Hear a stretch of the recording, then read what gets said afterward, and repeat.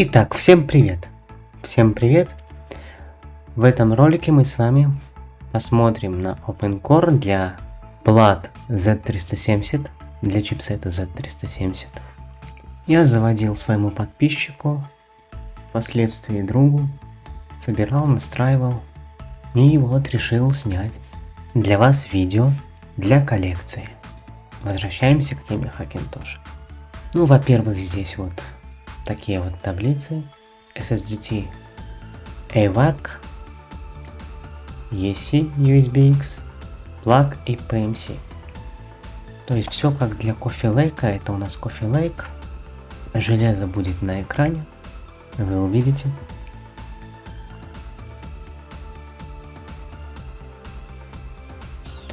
Далее драйвера, то есть Audio DXE, так как у него NVMe Disk M2, NVMe Express DXE, OpenCanopy, это чтобы тема была в загрузчике, OpenHFC+, чтобы была старая файловая система, OpenLinux Boot, это для запуска Linux, OpenNTFS, то есть для, скажем так, поддержки NTFS, Partition DXE, Runtime, Open Variable Runtime, Reset NVRAM и Toggle SIP.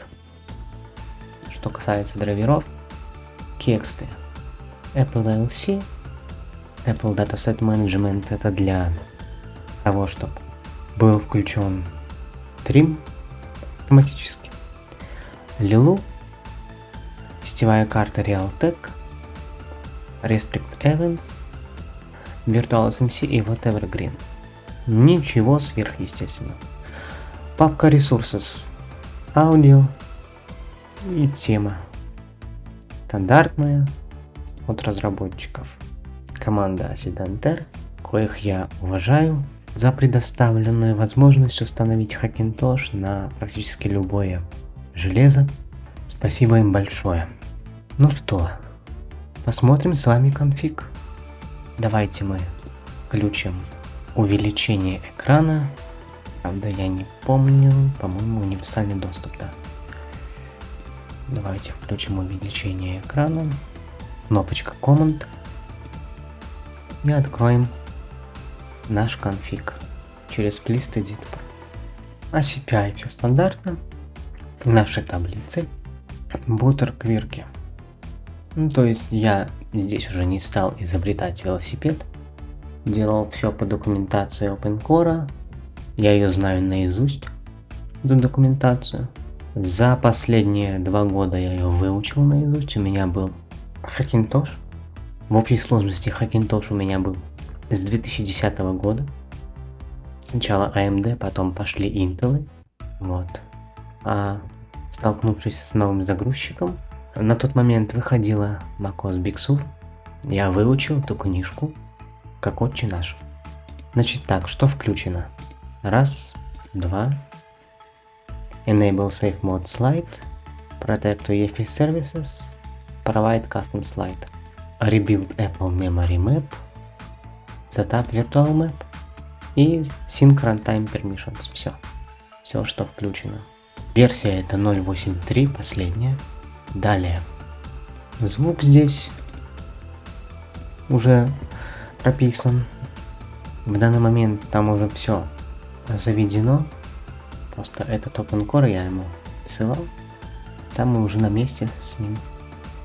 Intel HD 630. На рендер. Не на вывод экрана. Далее. Это мы с вами закроем и пройдем с вами в этот kernel. Давайте в kernel. Emulate здесь DMI Power Management включен. Процессор у нас китайский. Аналог Coffee Lake 8700T. Но этот вот квирк не нужен будет, видимо, для Монтерея. Это мы пробовали ставить Каталину. Каталина встала. Будем делать обновление до Монтерея потом. Для Монтерея этот квирк не нужен. Дальше у нас Apple XCPM CFG Lock включен. Disable Mapper включен. Это у нас по умолчанию для Liliu включено. Disable Linked Jetties. Так, что у нас еще включено? У нас включен Panic No Kex Dump, Power Timeout Kernel Panic и лимиты портов. Опять же, для Биксюра и Монтерей и Вентуры лимиты портов выключаем. Делаем кекст на порты и выключаем этот квирк. Он не нужен. Дальше поехали. Дальше у нас Misc Boot. Здесь Hibernate Auto. Системой второй стоит Windows, поэтому Full здесь пишем. После этого скидываем NVRAM. Пикер атрибуты 144. Пикер Audio Assist Yes. Пикер Mod External. Пикер вариант, то есть мы тему прописывали. Show Picker Yes. Timeout я всем рекомендую 10, я всегда так делаю. Поэтому вот, дальше поехали. Дальше у нас идет Security. Ну, здесь Hello Set Default Yes. DMG Loading Any, так как это Каталина. Vault Optional. Secure Boot Model отключен. Scan Policy 0. Expo Sensitive Data 3. Это очень важные настройки. Но когда мы обновляемся до Монтерея, смотри, какое у вас железо. Здесь пишем. И здесь пишем Default. Либо x86 Legacy. Смотря какое у вас железо. Scan Policy 0 обязательно. Идем дальше. NVRAM. Здесь я ничего не делал. Оно так запустилось. Я знал, что оно запустится. Здесь даже бутарги не писал никакие. Все вот так осталось. По умолчанию. Дальше платформ Info. Здесь Generic, то есть SNBIOS прописываем. В данном случае TiMac 19.1. APFS. Enable Jumpstart. Jumpstart под plug. И здесь, чтобы был виден диск с этим системой после установки Каталины, мы делаем -1. И здесь Apple Input у нас, Apple Event у нас авто, иначе не запустится система.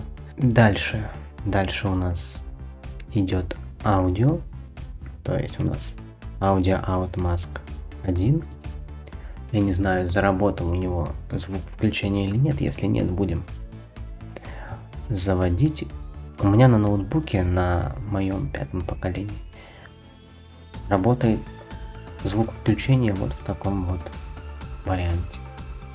Здесь Play Crime Enable. Дальше драйвера. Драйвера у нас немножко по-другому теперь прописываются. Но видите, все прописано. Все как надо.